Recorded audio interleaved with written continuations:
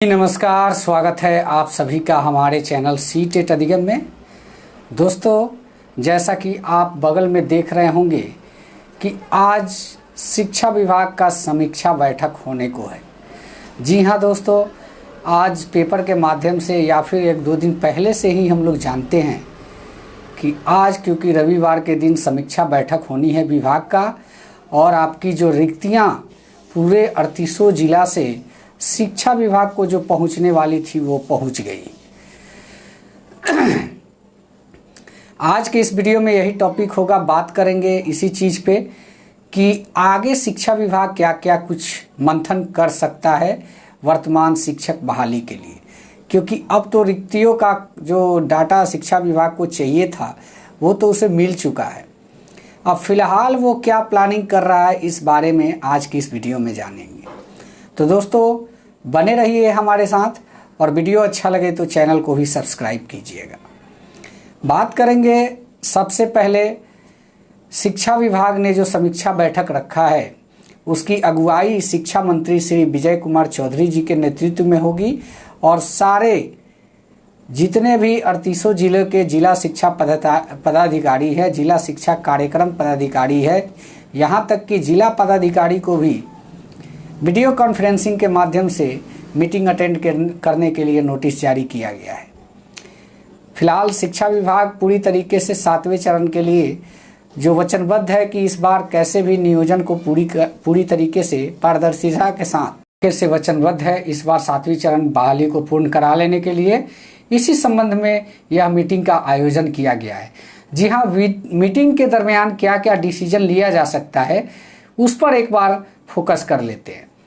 जैसे सबसे पहला मुद्दा ये हो सकता है ऑनलाइन डोमिसाइल और सेंट्रलाइज, और इसके बाद का मुद्दा हो सकता है जैसा कि छठा चरण शिक्षक बहाली में एसएसटी का सीट नहीं था, तो सीटों की बंटवारा को लेकर मतलब कि मंथन किया जा सकता है। सभी कोटिवार जितने भी आरक्षित वर्ग हैं, कोटिवार तरीके से, विषयवार तरीके से किस प्रकार सीटों को कैलकुलेट किया जाए कि एक भी अभ्यर्थी ना छूटे।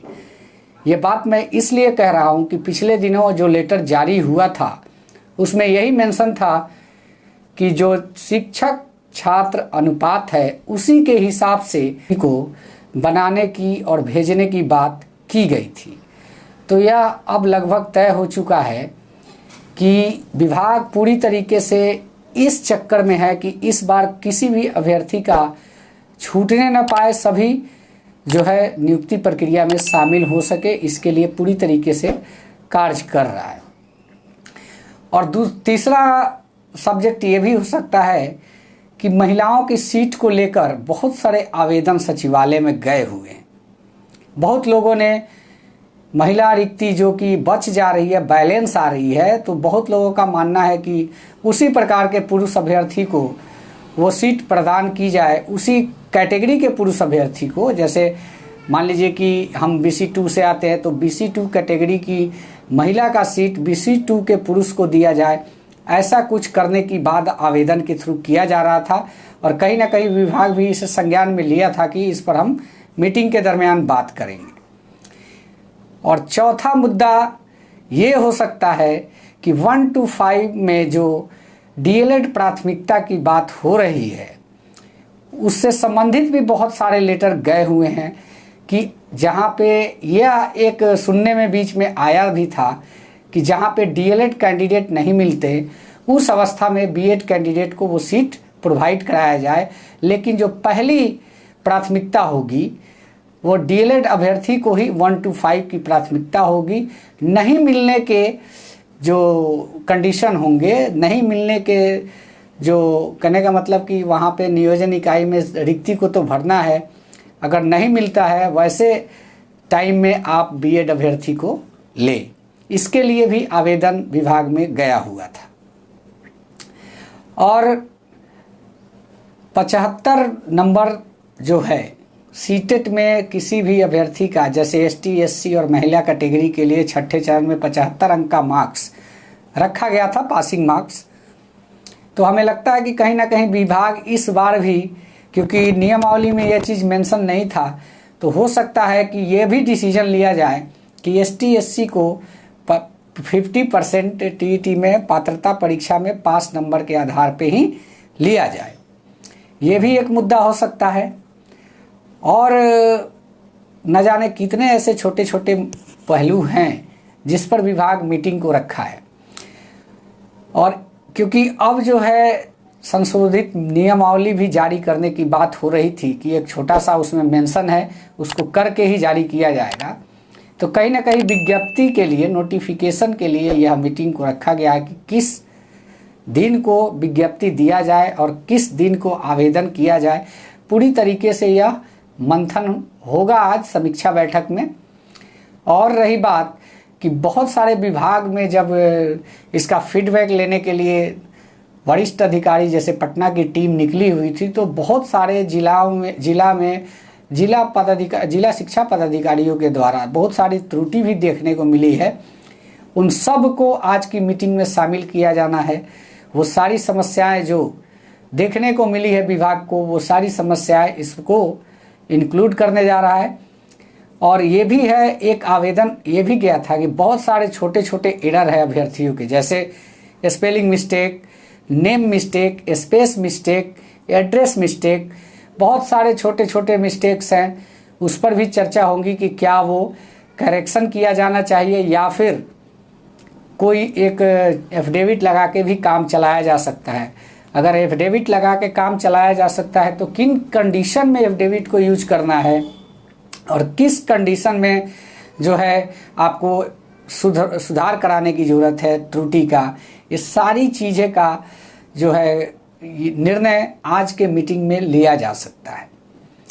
तो दोस्तों, ये हमारे तरफ से अनुमान लगाया गया चीज़ है। आप इसे पूरी तरीक़ा से फाइनली नहीं समझे कि ऐसा ही कुछ मीटिंग होने जा रहा है। मैंने यह अनुमान लगाया है कि ऐसा हो सकता है, क्योंकि समीक्षा बैठक में जो होती है कार्य, वो सभी प्रकार के पहलुओं को ध्यान में रखकर ही इस कार्य को किया जाता है। तो कहीं ना कहीं इसी प्रकार से अगर कुछ होता है तो आपकी विज्ञप्ति जो है ऐसा निकल के आएगा कि पहला नंबर तो आपकी सीटों की संख्या बहुत अच्छी रहेगी, क्योंकि जब पूरी तरीके से मीटिंग करके और सभी पहलुओं पर ध्यान देकर, क्योंकि सबसे बड़ी समस्या विभाग यह जानता है कि बहुत सारे अभ्यर्थी छठे चरण में भी वंचित रह गए हैं।